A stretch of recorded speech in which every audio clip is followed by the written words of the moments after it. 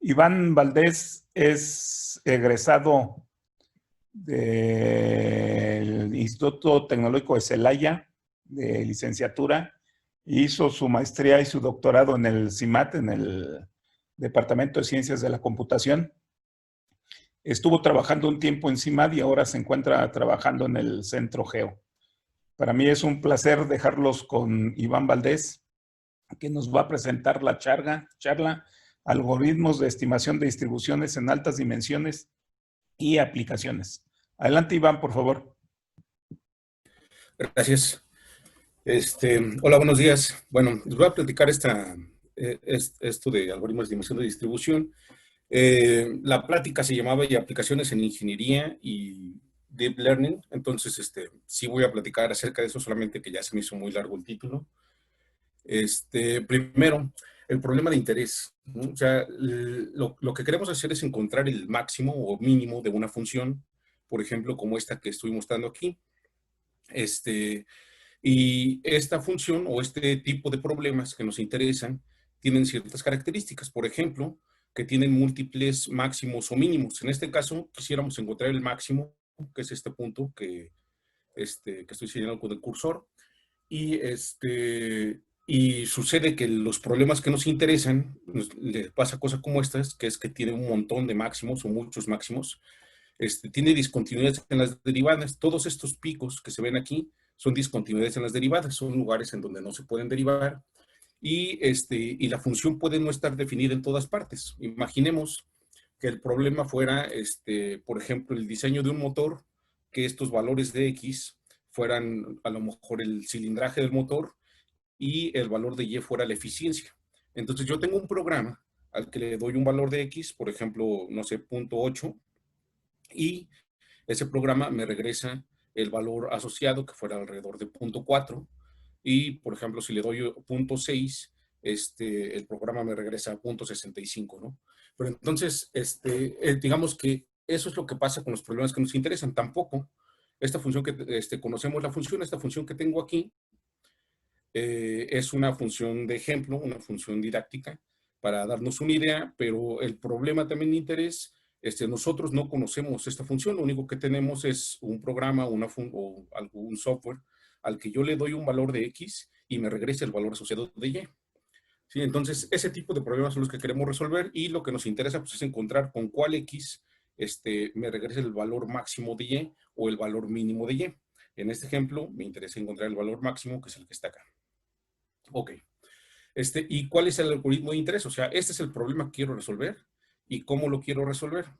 Bueno, hay un algoritmo, o las características de este tipo de algoritmo, es que lo que hago es generar un conjunto de soluciones candidatas y luego las evalúo. De esta evaluación de las soluciones candidatas, esto quiere decir que yo genero un conjunto de puntos en X y me regresa sus valores asociados en Y. Y de estas soluciones que propuse candidatas, se va a hacer una selección de algunas soluciones que yo considere prometedoras o que me dan información de hacia dónde debo de seguir buscando.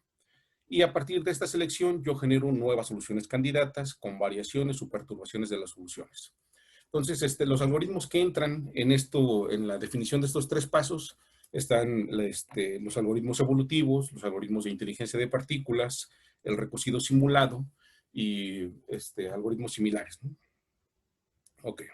Entonces vamos a ver un ejemplo de lo que hace el algoritmo, ¿no? Este es mi problema, dijimos, lo que yo quiero es encontrar el máximo y comienzo generando un conjunto de soluciones candidatas que son los puntos negros que vemos aquí, ¿no? De esos puntos, de esas soluciones candidatas, selecciono algunas que son las que creo que me dan más información de dónde está el máximo, y por ejemplo aquí lo podemos ver que esa selección son estos puntos rojos.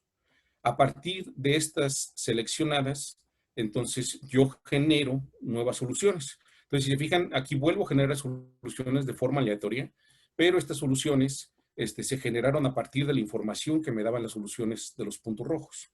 Y eso es mi nueva población.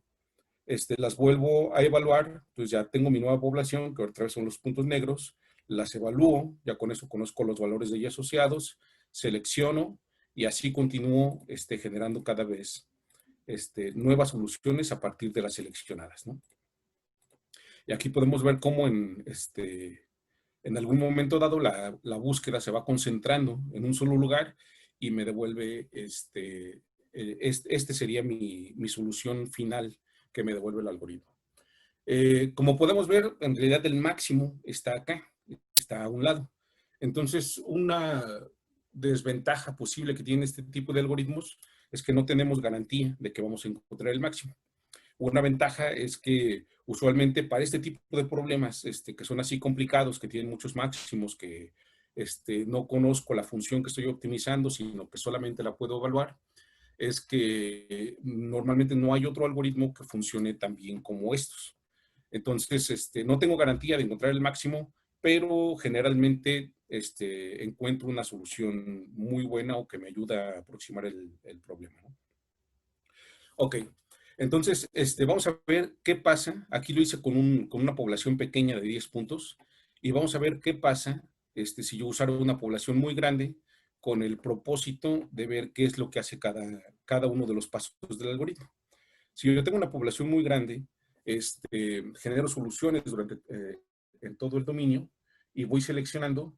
Y lo que quisiera que quedara claro aquí es que básicamente lo que guía la búsqueda o lo que me dice dónde están las mejores soluciones es el paso de selección y que después hay un paso donde yo genero nuevas soluciones a partir de las seleccionadas, pero todas esas nuevas que se generan tienen que ver con las que seleccioné. Por ejemplo, aquí podemos ver, las seleccionadas están en 3 puntos prácticamente, pero si se fijan, se generan como que estas soluciones intermedias, que todas son como un tipo de interpolación aleatoria de las seleccionadas.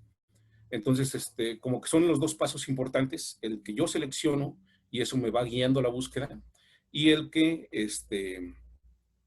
yo genero nuevas soluciones y la forma en que las genero. O sea, yo podría generar soluciones muy cerquita de las que seleccioné y entonces no tendría estas intermedias. O puedo tratar de hacer otra cosa, pero todo a partir de la información que me den estas.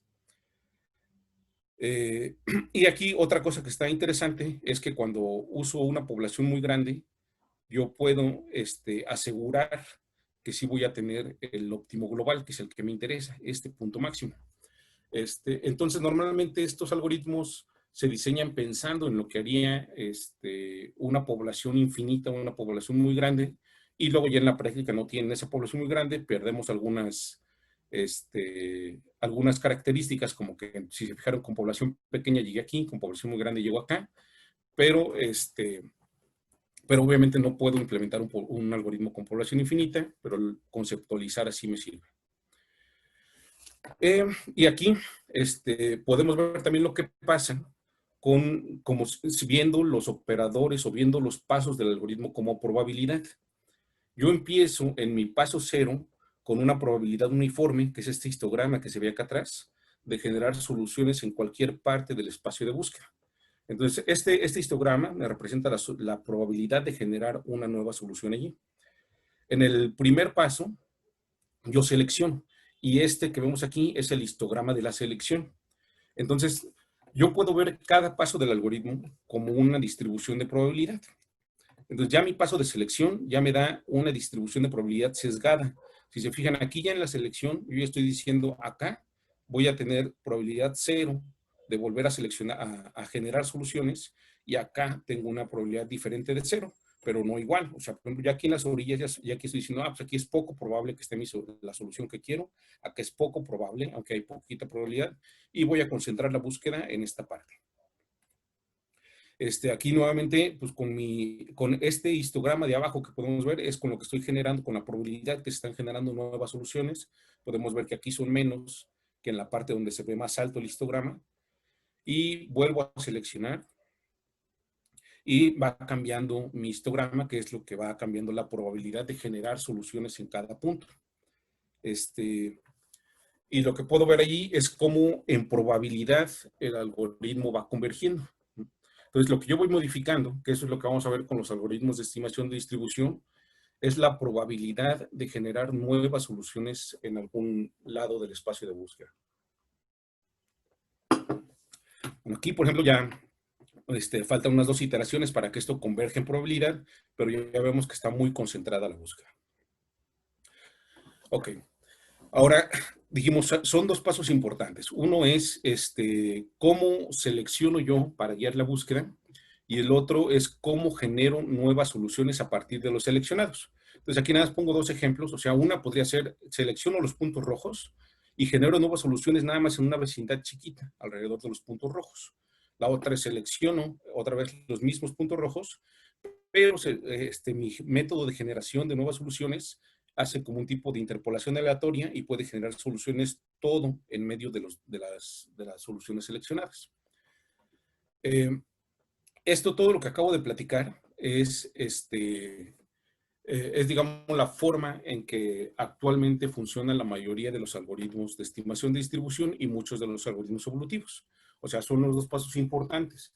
Cómo guío la búsqueda con la selección y cómo genero nuevas soluciones a partir del conjunto seleccionado. Y lo que quiero mostrar es qué pasa cuando yo paso de una dimensión, que es buscar aquí, en esta sola línea de las X, a 2 dimensiones.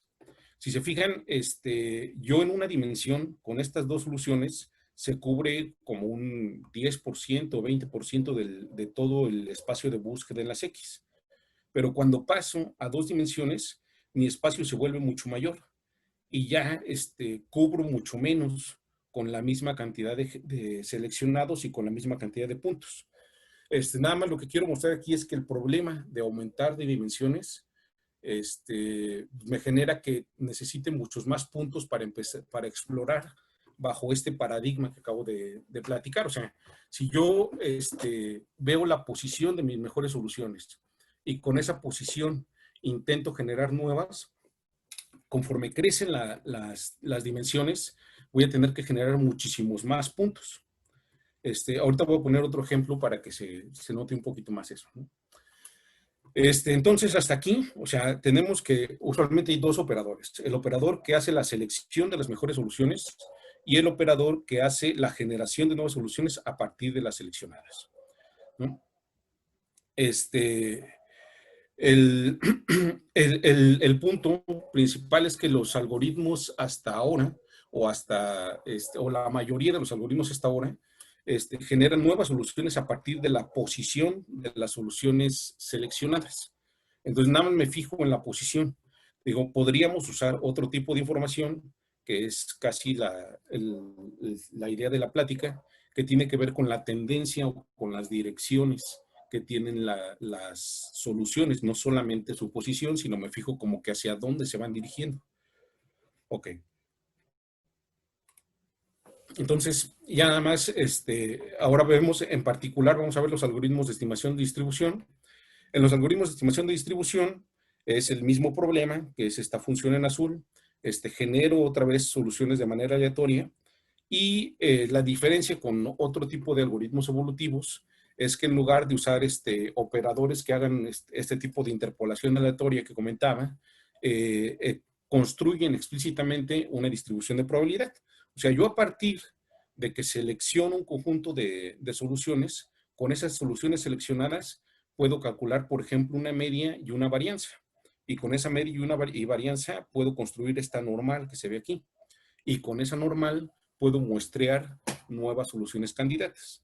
Entonces, la diferencia de los algoritmos de estimación de distribución con la mayoría de los EDAs es que estos utilizan, construyen explícitamente una distribución de probabilidad, que es la normal que veo aquí, y con esa distribución van generando nuevas soluciones.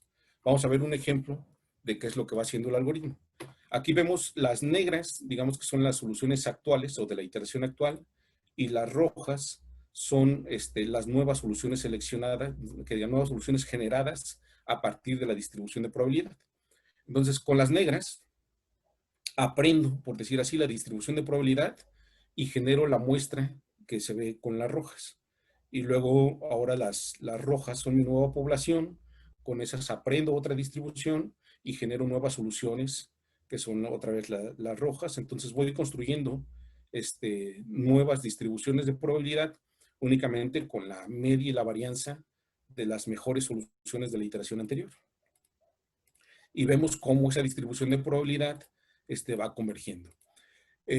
Una de las ventajas que me da esto es que yo tengo esa distribución de probabilidad explícita. Yo sé qué probabilidad hay de muestrear soluciones en cualquier parte del espacio de búsqueda y yo podría tratar de manipular esa distribución de probabilidad. Entonces, estos son en particular los algoritmos de estimación de distribución. El paso es genero soluciones aleatorias, hago una selección, construyo una distribución de probabilidad con esa selección y muestreo nuevas soluciones candidatas. Ok, entonces, ¿dónde hemos aplicado este tipo de algoritmos? Estos son unos ejemplos sencillos. Este primer ejemplo se trata de diseñar un mecanismo que pase por estos puntos, ¿no? Entonces, inicialmente, digamos, no sabemos cuáles son las longitudes de estos elementos del mecanismo, no sabemos dónde va a ir fijo el mecanismo, que son estos puntos rojos, y en uno de estos puntos rojos, digamos, está un motor que es el que mueve el mecanismo, y este es el punto que se le llama órgano terminal o donde se va a realizar el trabajo, que es el que tiene que pasar por estos datos de entrada. Entonces, el algoritmo prácticamente, o sea, lo que recibe es una función una función que me evalúa, dadas las longitudes y dada la posición de estos puntos rojos, qué tan cerca pasa el mecanismo construido de los datos de entrada, de la trayectoria deseada. Entonces aquí lo que vemos, digamos, es prácticamente un mecanismo diseñado automáticamente por el algoritmo de estimación. Los puntos X que genero de manera aleatoria son las longitudes del mecanismo y las posiciones de donde se fija para realizar el trabajo que se desea. Ok, y este problemita siempre se me hace muy interesante porque el algoritmo no sabe, o sea, no sabe si estos puntos, esta barra fija o este elemento fijo tiene que ir horizontal, vertical o en un ángulo. No sabe cómo van a ir cada elemento, pues, hacia dónde se va a dirigir. Y, por ejemplo, de manera automática, cuando uno le da otro conjunto de puntos de entrada, que es lo que recibe, por ejemplo, le cambió totalmente la dirección, si se fijan, de este triángulo, que es el que genera el trabajo final. Y, por ejemplo, aquí puso bastante vertical este eslabón fijo. Y lo que quiero como que dejar claro que es prácticamente el mismo programa el que diseña el algoritmo anterior y el que diseña y que no tiene como los sesgos humanos de estar pensando en tener casi siempre la misma forma o la misma orientación de los elementos, sino que de forma automática él construye el que me minimice el error con el trabajo deseado. El segundo problema, por ejemplo, aquí también es el diseño ahora de este robot o de este manipulador para seguir una trayectoria. La diferencia pues, es que acá estamos haciendo solamente simulación geométrica, o sea, aquí el simulador del mecanismo, lo único que se fija es en qué posición queda este punto final. Acá el simulador del mecanismo ya toma en cuenta las masas de cada uno de estos elementos, las fuerzas que se aplican y tiene simulación de motores en cada uno de estos elementos que tienen una política de control, una política que son prácticamente unas variables que dicen cómo se va a controlar este punto del medio. Lo que queremos es encontrar un diseño que siga un círculo aquí en la parte del medio. Y si se fijan, en la primera iteración, lo que vamos viendo aquí en las gráficas de un lado es el error. Entonces, en la primera iteración, el mecanismo diseñado automáticamente por el algoritmo tiene pues un error de 0.37, que eso se ve en la gráfica que va bajando. En la segunda ya es 0.17, y lo que esperamos es ir viendo cada vez más plana esta gráfica, porque el 0 está justo en medio. Entonces, este es otro problema más o menos donde las variables a optimizar, las X, son las longitudes y son los parámetros de control de los motores para seguir esta trayectoria, y se hace una simulación más realista de la física del robot. Bueno, ya aquí nada más como en el transcurso de las generaciones, el error cada vez va siendo menor, hasta que obtenemos el mecanismo óptimo. Ok, este es otro ejemplo también de diseño de un sistema de rehabilitación. La persona que va a tomar la terapia de rehabilitación está sostenida por un arnés que va sujeto a su pecho y espalda. Básicamente esto es para sostener el peso de la persona y el mecanismo lo que ayuda es a moverle los pies para que realice cierto tipo de entrenamiento que le diga un terapeuta. Entonces al programa se le da de entrada la trayectoria que digamos que generaría el terapeuta y me da de salida cómo debe de tener las dimensiones, el mecanismo adecuado y cómo otra vez controlar los motores que hacen que se desplace sobre estas barras de abajo. Bueno, hasta aquí todos estos problemas, si se fijan, pues yo tengo que calcular, por ejemplo, aquí 1, 2, 3, 4 dimensiones, que son los de estos 4 elementos, y a lo mejor ganancias o variables de control, otras 3 o 4. Entonces yo estoy optimizando 10 variables más o menos en cada caso. O sea, en algunos casos, aquí también son alrededor de 10 variables, y en este son menos, son como unas 6 variables que son las longitudes y posiciones de cada uno de estos elementos. Entonces aquí estoy trabajando en a lo mucho decenas de variables, ¿no? Vamos a pasar a otro ejemplo, que este es el de diseño de estructuras. Esto lo que quiero es que el algoritmo diseñe de forma automática una estructura que lleva una carga en este punto donde estoy poniendo el cursor y se puede sostener de la parte de arriba, y esto es una placa metálica. Entonces el algoritmo va proponiendo formas de esta estructura y la simulación me va diciendo si soporta las condiciones de carga o no, y va aprendiendo en probabilidad cómo diseñar mejor la estructura deseada, ¿no? Pero el objetivo es minimizar el peso de la estructura, pero que soporte las condiciones de carga.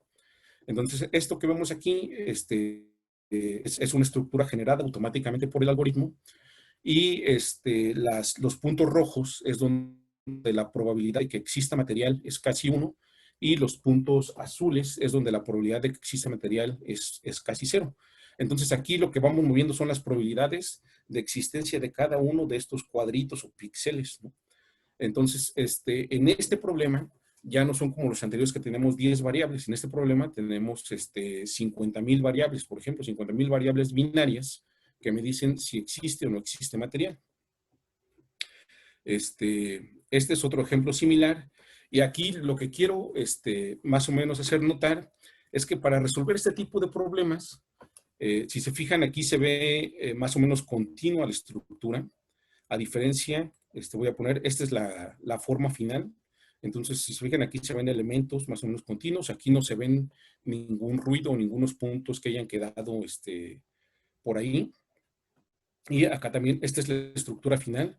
Se fijan, aquí se ve más o menos estas probabilidades que quedan intermedias, que son como hilitos pequeños. Aquí se ve un poquito más como píxeles ruidosos alrededor del material. Y el punto es que en este algoritmo ya utilizamos la estructura del problema. O sea, yo ya digo, no puedo tener un punto, o si tengo un punto aquí que sí tiene material, los puntos de alrededor también deben de tener material, porque físicamente es imposible que yo tenga yo un punto volando. Entonces, eso es utilizar la estructura del problema, ¿no? Si aquí hay material, le subo la probabilidad de que haya material alrededor. Si aquí no hay material, le bajo la probabilidad de que no haya material alrededor. Entonces, se utiliza la estructura del problema para modificar las probabilidades. Y eso me ayuda mucho a trabajar con estos problemas de muy alta dimensionalidad. Aquí, otra vez, les recuerdo, estamos trabajando ya con decenas de miles de variables binarias. Ok, bueno, entonces, ¿qué aprendimos de este último problema de estructuras? Bueno, pues los problemas de los robots son de alrededor de 10 variables, pero el problema de optimización de estructuras es de decenas de miles de variables. En este problema, en el que ya tenemos muchas dimensiones para optimizar, ya no buscamos como que llegar al mínimo mínimo o a la estructura óptima en sí, sino que nos interesa una solución buena, pero no nos vamos como que a enfrascar a darle la mayor precisión posible. Y le sacamos provecho a la estructura de la solución. O sea, ahí ya tengo que utilizar ciertas estrategias que utilicen la estructura de la solución, pero la estructura de la solución tiene que ver con la estructura de la distribución de probabilidad, porque yo modifico las probabilidades. También un problema de 50,000 variables es más o menos igual a uno de 48,000 o 52,000. A lo que voy es que meter 1,000 o 1,000 más o 1,000 menos o incluso 10,000 más o 10,000 menos variables no tiene que afectar mucho mi algoritmo. O sea, yo tengo que diseñar algoritmos que si le meto 10,000 variables no tengo que crecer los recursos en 10,000 veces más o en mucho más, ¿no? Sino que más o menos con la misma cantidad de recursos, y me refiero con la misma memoria, con la misma población, con la misma cantidad de evaluaciones, resuelva problemas que puedan tener un 10,000 o 20,000 variables más que otro, ¿no? Y también aquí cuando yo genero, o sea, aquí los puntos X que se están generando de manera aleatoria son estructuras. O sea, aquí yo veo la probabilidad, pero cada una de estos mapas de probabilidad voy a generar, por ejemplo, 1,000 estructuras. Y luego voy a evaluar esas 1,000 estructuras y tratar de aprender de las mejores. Pero el punto es que yo puedo generar a lo mejor unas 500 o 1,000 estructuras, y con esas 500 o 1,000 estructuras tengo que aprender para trabajar con problemas de 10,000 o de 50,000 variables. O sea, mi población es mucho más chica que la cantidad de variables. En los problemas de poquitas variables, yo quería optimizar 10 variables en los robots y generaba poblaciones de 100 o de 200. Entonces, mi población es mucho más grande que el número de variables. Aquí la conclusión fuerte que quiero dejar clara es que tenemos que cambiar el paradigma del diseño de algoritmos, de cuando estoy trabajando con pocas variables o con decenas de variables, a cuando empiezo a trabajar con miles de variables. No tengo que dejar de buscar como que el óptimo con mucha precisión, tengo que sacarle provecho a la estructura de la solución, tengo que hacer que los tamaños de la población y los recursos que ocupa mi algoritmo no crezcan tanto con la cantidad de variables, y tengo que aprender de un problema de muchas variables con poquitas soluciones candidatas. Ok, entonces vamos a ver, eso es importante porque esos son los problemas en Deep Learning. O sea, los problemas en Deep Learning son problemas de muchísimas variables. Nada más como introducción, o sea, las primeras redes neuronales que se presentaron o que se introdujeron fueron en los 60s y eran cosas como estas. Yo tengo aquí, se le llama la capa de entrada, que por ejemplo, digamos que entra el color o la suma del color R de una imagen, la suma del color G, la suma del color B de otra imagen. Estos valores de aquí, por ejemplo, que fuera el color R, se multiplica por un peso W y el G se multiplica por otro peso, que es esta flecha que va aquí, y la suma de esos dos es la entrada de mi siguiente capa de neuronas. Entonces aquí lo que me indican las flechas pues es que la suma de R por W0 más G por W algo es la entrada de esta segunda neurona. Acá R por W1 más G por W punto es la entrada de esta segunda neurona, y así sucesivamente.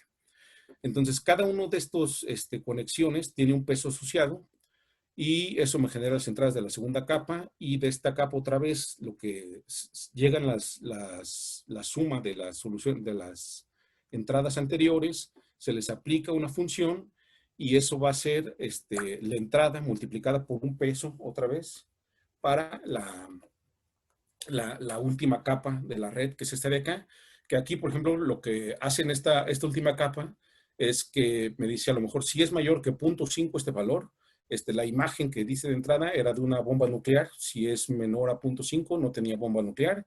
Si es mayor de 0.5 acá, era un biberón, y si es menor de 0.5 no era un biberón, ¿no? Entonces, digamos, es un ejemplo también didáctico para ver cómo clasificaban o cómo aprendían patrones las redes neuronales. Y esta era la primera generación, pero el punto de aquí es nada más ver cómo funcionan más o menos. Cada flecha está asociada con un peso, y eso es lo que entra a la segunda capa de las redes, y aquí hay otro peso, y eso entra a la tercera capa, y esta capa me clasifica o me dice, me etiqueta las entradas a partir de los cálculos que hay aquí intermedio. A estas capas intermedias, lo que se evalúa aquí se le llama características.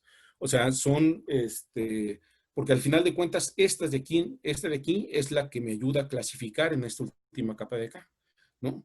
Entonces, yo voy construyendo estas características a partir de las entradas, y con estas características son las que me dicen o las que clasifico al final las imágenes.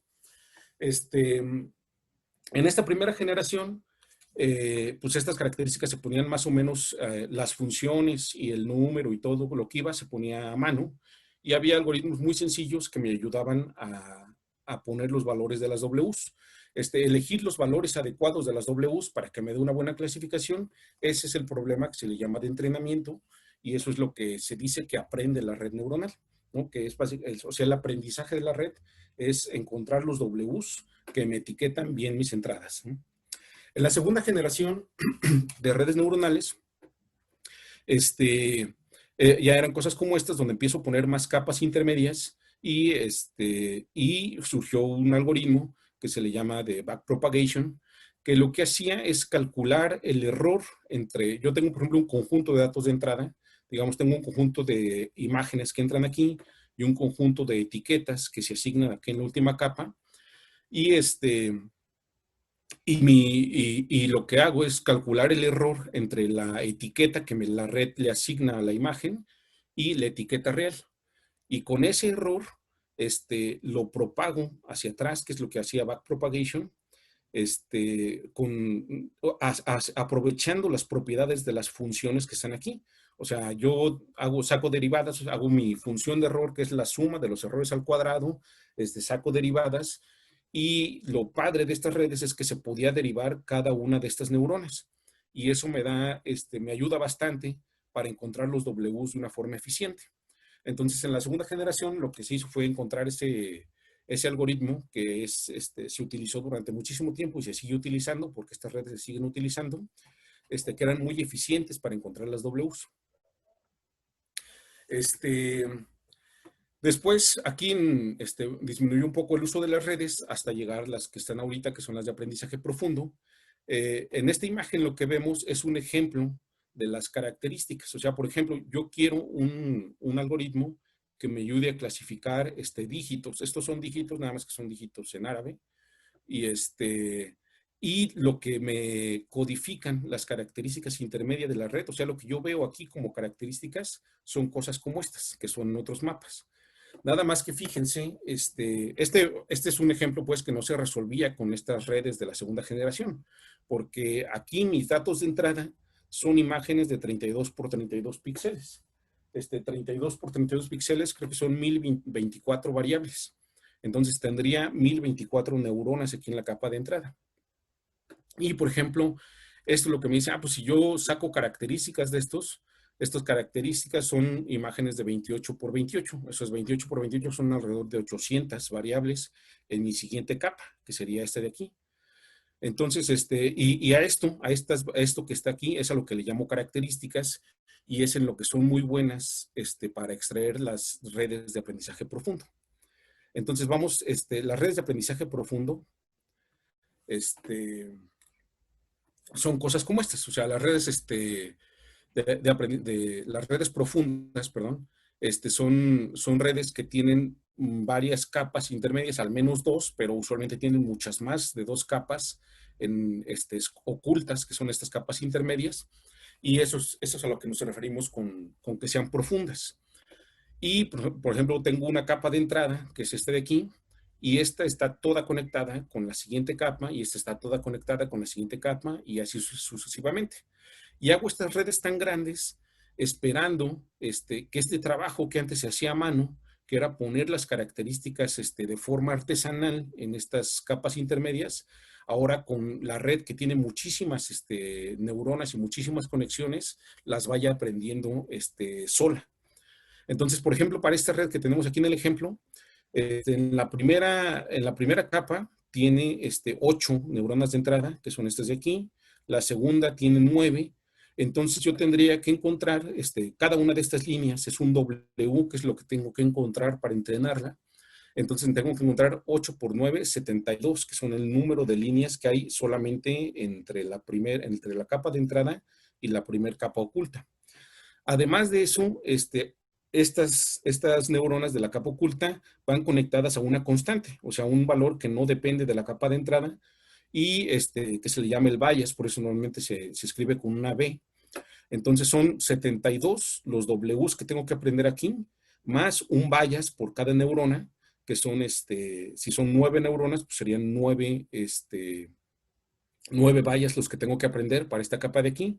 Son 72 más 9, son 81 valores o variables que tengo que aprender en esta capa. En esta segunda tengo que aprender 90, en esta tercera otras 90 y en esta otras 40, ¿no? Entonces, en total, para una red neuronal profunda muy, muy pequeña, o sea, si fijan, dijimos es de 8 entradas, tendría que aprender 301 valores. Ya no se parece a los problemas de los robots, donde yo estaba trabajando en las decenas de variables. Y eso es para este caso. O sea, para el caso donde yo tengo 1024 entradas, pues entonces aquí es 1024 por las que tengan la segunda capa. Ok. Y lo que esperamos de esto es que estas redes sean muy buenas en aprender automáticamente las características. Aquí vemos un ejemplo de qué es lo que van haciendo. O sea, si yo tengo una imagen aquí de entrada, la primera capa, por ejemplo, a la hora que yo grafico los valores que se calculan aquí en esta primera capa, veo cosas como estas.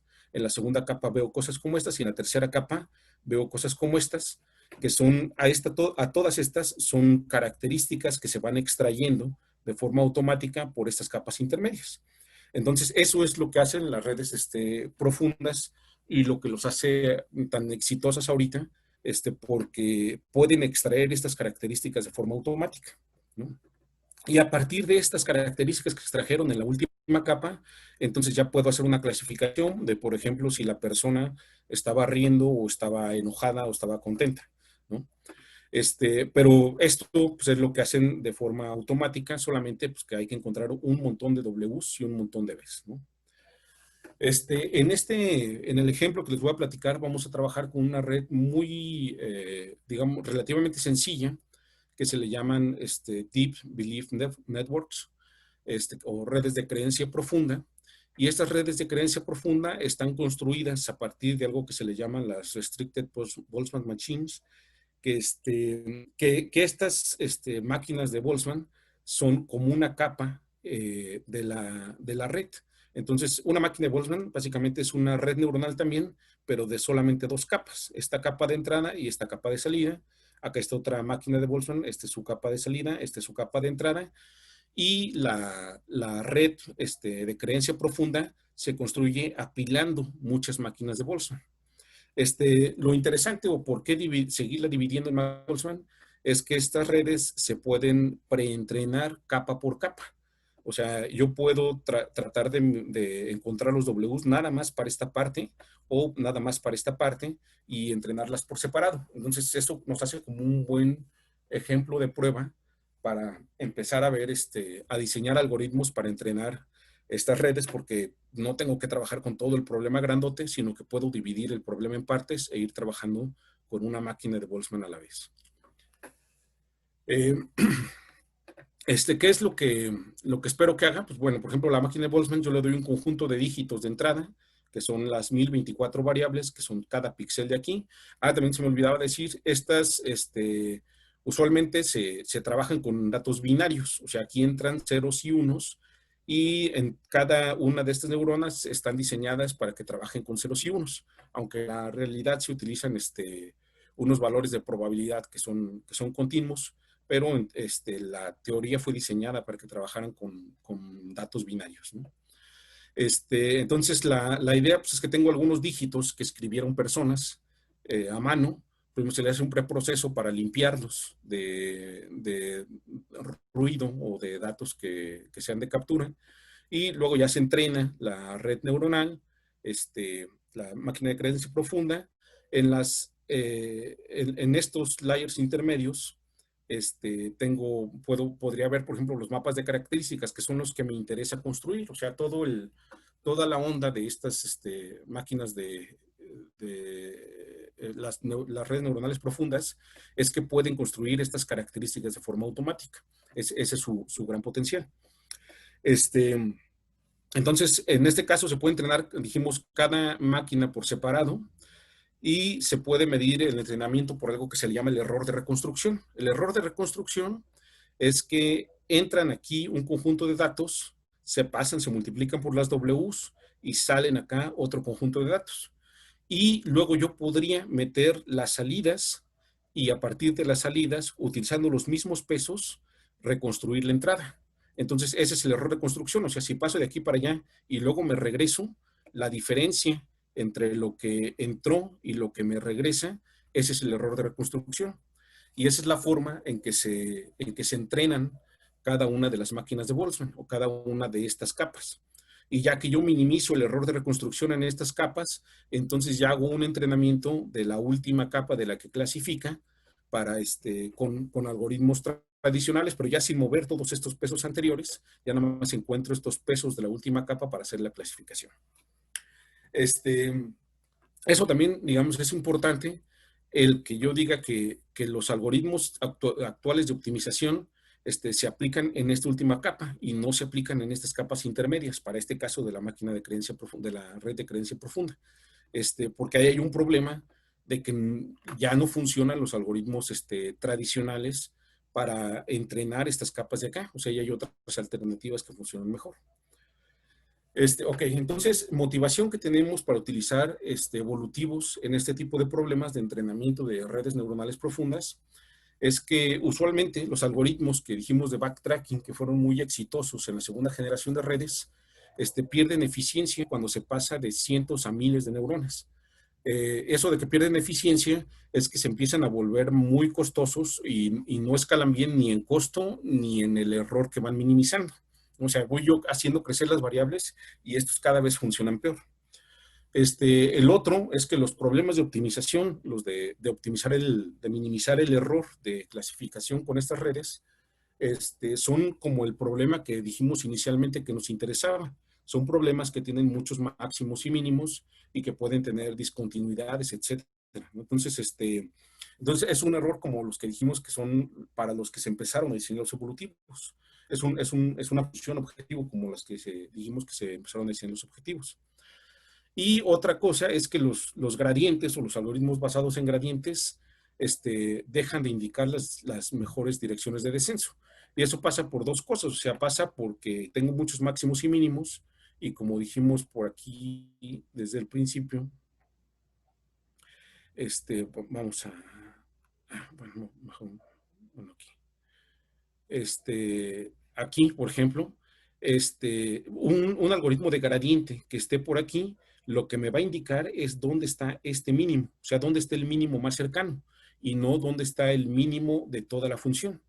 Entonces, por eso es que los algoritmos de gradiente dejan de indicarme hacia dónde es donde me debo de mover. Ok. Ahora, ¿cuál es lo malo o qué cosas nos podrían desmotivar para utilizar evolutivos en este tipo de problemas? Bueno, las publicaciones recientes de alta dimensionalidad empiezan a decir que alta dimensionalidad para evolutivos es a partir de 40 variables. Entonces, estoy lejísimos de atacar problemas de cientos de miles de variables si ahorita lo que uno dice es que es alta dimensionalidad son 40. Hay un concurso de uno de los congresos más prestigiosos del área y más grandes, que es el de la IEEE, y hay un concurso ahí de algoritmos para alta dimensionalidad. Y pues este concurso es para 1000 dimensiones. Entonces también estoy hablando de que los algoritmos actuales en el estado del arte, su alta dimensionalidad son 1000 dimensiones, que es muy poquito para lo que se necesita para entrenar redes neuronales profundas. Ahora, y la mayoría de los algoritmos evolutivos, como dijimos al principio, requieren que cuando yo hago crecer el número de variables, la población crezca muchísimo más y la memoria y las operaciones crezcan también muchísimo más. Entonces, digamos también la mayoría de los actuales no son escalables a cosas que tengan cientos de miles de variables o millones, porque digamos las redes neuronales que se utilizan en muchas aplicaciones pues son de millones de variables, ¿no? Entonces tenemos que hacer cambios con respecto a los evolutivos convencionales. Uno primero, que imaginemos que esta es mi función objetivo, yo quiero minimizar. Entonces el mínimo está por aquí. Y si yo tengo una población inicial que empieza lejos del mínimo, como es estos puntos negros que vemos ahí, voy a seleccionar las mejores, que son las que están más abajo, son los puntos rojos. A partir de esos genero nuevos. Entonces estoy siguiendo la misma lógica del algoritmo que platiqué al inicio. Pero vamos a ver qué pasa aquí cuando sigo esa misma forma de trabajo, ese mismo paradigma. O sea, sí voy mejorando la solución cada vez, pero como mi población empezó por acá bien lejos, entonces todas las nuevas soluciones se generan aquí alrededor de las que voy seleccionando. Y pues eso me va a llevar a encontrar como que el mínimo, pero el mínimo de donde empecé a explorar. Y la parte donde está el mínimo que me interesa queda inexplorada muy lejos, ¿no? Entonces, además, vamos a ver, primero, pues que ya no puedo usar, digamos, la misma idea que tenía al principio, porque me voy a quedar estancado aquí si nada más me fijo en la posición de las soluciones. Luego también en el ejemplo que puse al principio para realizar la búsqueda del máximo en una dimensión, yo estaba utilizando 10 puntos. O sea, con 10 puntos más o menos obtenía la segunda mejor solución con un algoritmo convencional. Pero si se fijan, o sea, una dimensión o una variable y necesito población de 10. Entonces, si yo voy a 2 dimensiones, para mantener como que la misma exploración del espacio de búsqueda, en una dimensión ocupo 10, en 2 dimensiones necesitaría 100, en 3 dimensiones necesito 1000. Entonces, si yo quiero encontrar 1.000.000 de los pesos de la red o 100.000 de los pesos de la red, para seguir esta estrategia, voy a necesitar 10 a las 100.000 puntos para ir aprendiendo en mi algoritmo evolutivo. Entonces, esto es imposible, pues no puedo estar haciendo crecer la población y seguir la estrategia original, ¿no? Entonces, todo esto es porque tengo que cambiar de estrategia a una, en este caso, lo que nosotros proponemos es cambiar de estrategia a una EDA que utilice direcciones. Ahora, y esto es el ejemplo que había puesto al principio. Tengo la misma población generada lejos del mínimo que quiero encontrar, pero lo que me doy cuenta es que la posición no me dice dónde está el mínimo, o sea, la posición de los puntos no está cerca del mínimo, pero sí puedo ver esta tendencia de que hacia acá va disminuyendo la función. Entonces puedo tratar de estimar esa tendencia y utilizarla para generar nuevas soluciones. Y ahora, ahí normalmente cuando uno dice, pues vas a utilizar direcciones de descenso, la gente que hace optimización con derivadas te dice, bueno, pues vas a utilizar la derivada. Y yo quiero dejar muy en claro que no, o sea, vamos a utilizar direcciones de descenso, pero no derivadas, porque las derivadas son cálculos locales. O sea, una derivada está definida como un límite de y en dx, donde el dx tiende a 0. Entonces, en la computadora agarramos dx numéricos. Por ejemplo, si yo agarro un dx de 10 a la menos 4, mi derivada en este punto es 2.76. Si agarro mi dx de 10 a la menos 6, o sea, cada vez lo voy acercando más a 0, me da también 2.76 y solamente cambian los últimos 4 dígitos. Y si agarro el 10 a la menos 8, ya solamente cambia el último dígito con respecto de la anterior. Entonces, lo que quiero mostrar aquí es que las derivadas son cosas locales en vecindades bien chiquitas. Y por ejemplo aquí, la derivada me dice vete hacia la derecha, que es esta flecha negra, pero la dirección de descenso es hacia la izquierda. Y no está mal, o sea, porque la derivada me está indicando como que dónde está este mínimo local, ¿no? Y mientras que yo lo que quiero calcular es como que cuál es el patrón general con mi población. O sea, yo quiero inferir una dirección de descenso a partir de todas estas soluciones que conozco aquí. Entonces, quiero calcular direcciones de descenso, pero no quiero calcular derivadas, ¿no? Quiero ver hacia dónde se dirige la búsqueda y no son derivadas. Ok, entonces el siguiente punto es que yo tengo otro problema. O sea, ya una vez que yo dije, mira, el descenso parece que va hacia la izquierda, tengo que ver cuánto quiero descender o cuánto quiero moverme hacia la izquierda. Si se fijan aquí, voy hacia la izquierda, pero si voy muy poquito, que es la flecha verde, prácticamente empiezo a generar soluciones similares a las que ya conocía. Entonces eso no me ayuda mucho porque estoy gastando evaluaciones en cosas que ya conozco. Si yo digo voy hacia la izquierda, pero me voy muy lejos, entonces voy a llegar a lo mejor a otra zona que está peor de donde estaba. Y el algoritmo va a decir, no, pues hacia la izquierda no era, ¿no? O sea, no era esta la dirección de descenso. Entonces tengo que encontrar una dirección que funcione, pero además un paso o en el caso de los sedas, es una varianza que funcione para generar nuevas soluciones. Entonces, dividimos el diseño de un nuevo algoritmo en dos pasos, que es encontrar la dirección y el otro es encontrar la varianza. Hay algunos algoritmos de estimación de distribución que ya intentan usar direcciones e intentan ir moviendo la varianza para llegar al óptimo. El más conocido es que es el CMA-ES, que es Covariance Matrix Adaptation Evolutionary Strategy. Y aquí se ve más o menos cómo va evolucionando. Estos círculos o estas elipses son una normal en 2 dimensiones y el algoritmo va adaptando esta normal para dirigirla u orientarla hacia lugares donde voy descendiendo y llegar al mínimo que está en esta parte de aquí. Lo malo, entre otras cosas, de este algoritmo es que pues, básicamente utiliza normal en n dimensiones. Si yo estoy optimizando en 2 dimensiones, necesito una normal en 2 dimensiones. Si optimizo en 1000 dimensiones, pues necesito una normal en 1000 dimensiones. Y una normal en 1000 dimensiones está definida por una matriz de covarianza de 1000 por 1000. Entonces, imagínense, si yo quiero resolver un problema de 1000 dimensiones, necesito 1.000.000 de locación de memoria para tener la matriz de covarianza. Si quiero resolver un problema de 1.000.000 de dimensiones, pues voy a necesitar una matriz de 1.000.000 por 1.000.000. Entonces, aunque este es uno de los algoritmos más exitosos actualmente, no es escalable ni se puede aplicar a problemas de los que me interesan. Bueno, entonces, nosotros propusimos un algoritmo, que ahorita les voy a platicar más o menos la idea, que hace el entrenamiento de una red neuronal y comenzamos con una red neuronal pequeña. Utilizamos 2 redes neuronales, que son tiene 49 variables de entrada, que lo que se hace es que estos dígitos se escalan a imágenes de 7 por 7 píxeles para que sean 49 y pasan por estas capas hasta que en la última capa aquí va conectada un perceptor multicapa que es el que hace la clasificación. Escalamos esto nada más para poder comparar nuestra propuesta con, por ejemplo, el CMA, que es el mejor algoritmo en evolutivos de este tipo. Entonces, y teníamos que escalarlo porque el CMA no puede resolver este problema de acá. No, este problema es el problema real, que en realidad es un problema de juguete todavía, pero ya aquí las variables de entrada son 784.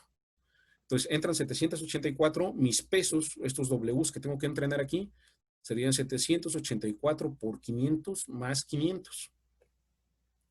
Esto ya es imposible de resolver por CMA. Y la forma en que trabaja el algoritmo que proponemos es, a ver si alcanzan a ver, generamos puntos y después de esos puntos encontramos una dirección principal hacia dónde descender.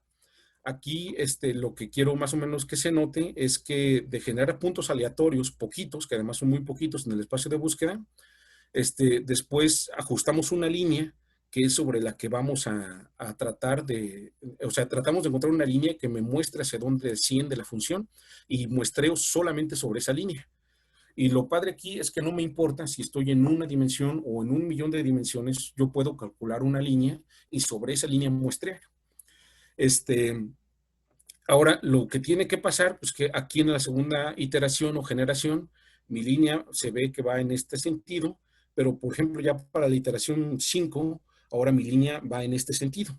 Entonces la línea tiene que ir rotando o tiene que ir moviéndose, ajustándose hacia donde desciende. Entonces aquí normalmente generamos puntos sobre una línea, pero luego esos puntos los perturbamos tantito en todas las demás dimensiones. Aquí estoy diciendo que los perturbo 2%. Pero esa perturbación me sirve porque es la que me va a ayudar a ir rotando la línea. Si yo no perturbo, pues nada más voy a ir conociendo cosas sobre la misma línea siempre.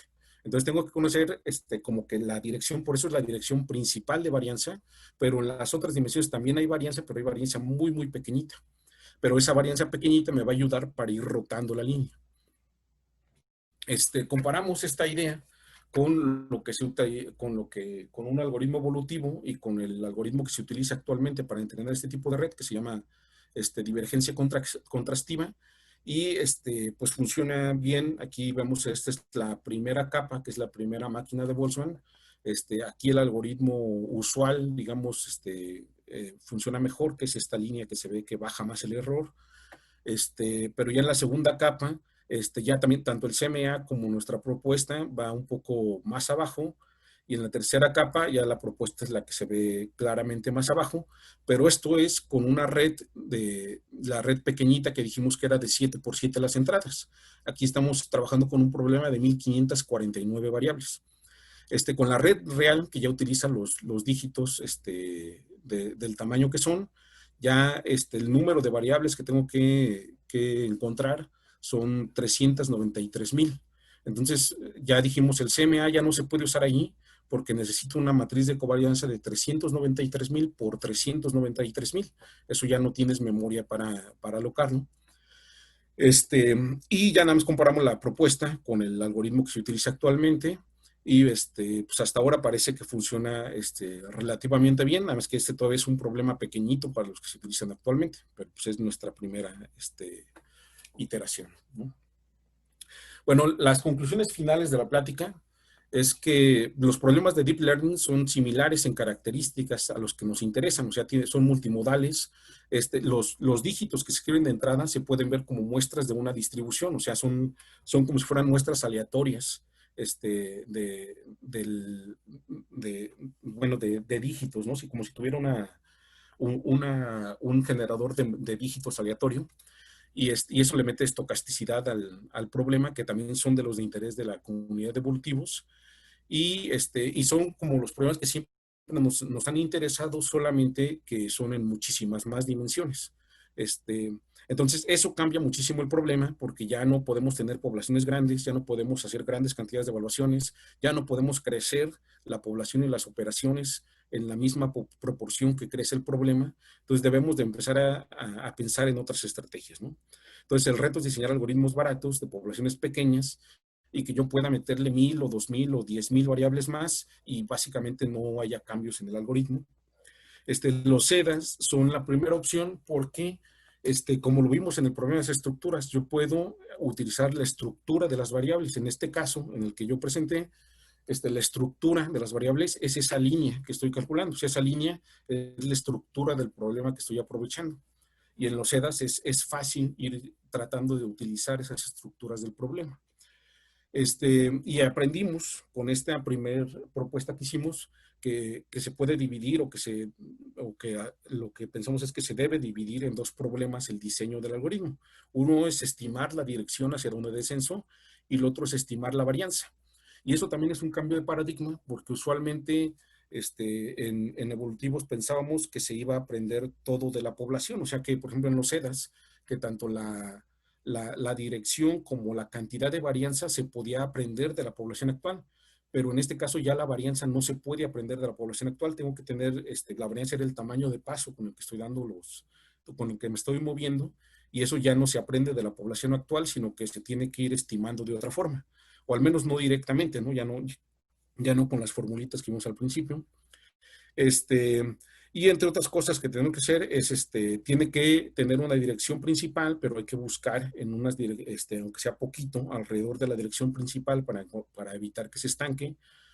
Tenemos que hacer actualizaciones que consideren los históricos. Como yo estoy estimando mi dirección de descenso con bien poquitos puntos, o sea, por ejemplo, con 10 puntos estoy trabajando en cosas de 400,000 dimensiones. Entonces, no cambio drásticamente la línea esta que les platiqué, sino que la voy actualizando. Cada que genero 10 puntos nuevos, entonces se va haciendo como un promedio de la línea anterior más la línea actual, y se va actualizando. Entonces, eso lo comparte con los otros algoritmos que también se utilizan ahorita mucho en redes neuronales profundas, que son versiones de uno que se llama Adam. Y yo creo que lo mejor también, ahora la diferencia con los que se utilizan ahorita, que son como el Adam, es que yo creo que no se deben de utilizar direcciones locales. Adam utiliza gradientes. O sea, yo creo que los gradientes no se deben de utilizar, que debemos de buscar otra forma de estimar direcciones de descenso, que no se basen en gradientes o en curvaturas de la función. Y creo que hay cosas que los evolutivos pueden aportar a la comunidad de Deep Learning, y es que, por ejemplo, todos los algoritmos actuales tratan de sacar provecho de las propiedades matemáticas de las redes. Los algoritmos evolutivos no sacan provecho de esas propiedades matemáticas, pero tampoco las necesitan, porque los otros sacan provecho y las necesitan además. Entonces, los algoritmos evolutivos no, a lo mejor no le sacan provecho a esa información, pero no la necesitan, y eso te da libertad de modelar diferente el problema que quieres resolver, que a lo mejor puede tener ventajas en Deep Learning. Bueno, eso es todo lo que les quería platicar. Muchas gracias por la atención. Espero no haber sido muy rápido, pero se me fue el tiempo rápido. Muy bien, Iván, muchas gracias. Tenemos tiempo para una preguntita nada más, por favor. Si alguien quiere hacer alguna consulta con Iván, pues ahí están sus correos. ¿Nadie quiere hacer alguna pregunta o comentario? A ver, Iván, dado que nadie dice nada, cómo podríamos envolver esta charla en el ámbito del supercómputo? Bueno, sí, un punto aquí importante es que estamos trabajando en muchas dimensiones. O sea, esto es costoso por naturaleza. Y tanto las redes neuronales, por ejemplo, aquí vimos en la red de creencia profunda que estas cosas se pueden entrenar por separado, cada una de las capas. Entonces, todo esto es paralelizable. O sea, puedo cortar estos bloques y paralelizarlos, y también puedo cortar por neuronas y entrenar cada una de las neuronas por separado o de forma concurrente al mismo tiempo en el algoritmo. Entonces, una es que eso ya se utiliza ahorita en las redes de neuronales profundas, que es paralelismo casi intrínseco. Lo que más se utiliza son GPUs. Y la otra es que también los algoritmos evolutivos por naturaleza, como usan poblaciones, son altamente paralelizables. Entonces, cada individuo de la población, que es un vector de 400,000 variables o de 1,000,000 de variables, se puede mandar a evaluar a un nodo de cómputo diferente. Entonces, esto es paralelizable. Por ejemplo, estaría padre tener un clúster de nodos de cómputo donde cada nodo tuviera una GPU, y en la GPU se evalúa la red neuronal, y en cada nodo de cómputo se le manda una posible solución del evolutivo. Entonces se podrían hacer allí dos tipos de paralelizaciones para aprovechar todo, pero lo padre o lo interesante es que todos los algoritmos son altamente paralelizables. Pues muy bien. Pues muchas gracias, Iván, porque estamos sobre tiempo. Pues muchas gracias. Gracias, hasta luego. Hasta luego.